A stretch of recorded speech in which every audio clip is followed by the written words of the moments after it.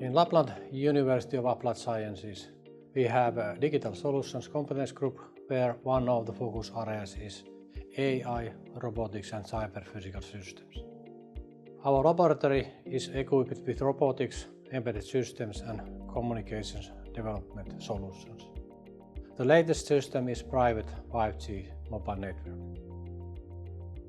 The network we have acquired is Nokia's latest technology, featuring distributed core where time-critical system components are executed close to the user at the base station and some of the parts run in the cloud. Our 5G network differs from public 5G. Firstly, it's a private network, meaning it's not connected to the public 5G, and users of these networks cannot directly communicate with each other. However, our 5G can be connected to the internet when needed, but by default it is a closed network. The 5G is available in the laboratories and outdoor areas of the Rovaniemi and Kemi campuses. For the use of Agrarsense-project, we have built an off-grid 5G mobile network trailer, which can be deployed as needed, even in the middle of the forest. With this, we can set up a private 5G network wherever we want, providing the fast data communication for users operating in the area.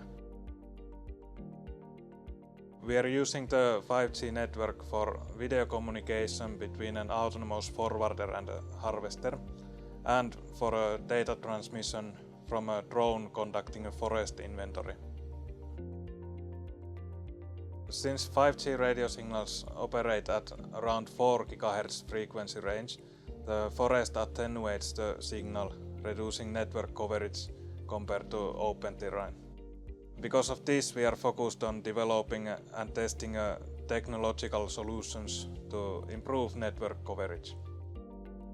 Since forests attenuate radio signals, we are focusing on signal amplification. This includes increasing the power of radio transmitters and enhancing the antenna gain. We have tested various antenna solutions such as high-gain directional antennas. In the future, we aim to further investigate network coverage and explore ways to expand it. We are mainly interested in the key parameters in autonomous driving and robotics, such as latency and reliability, which need to be optimized to ensure a safe autonomous operational environment.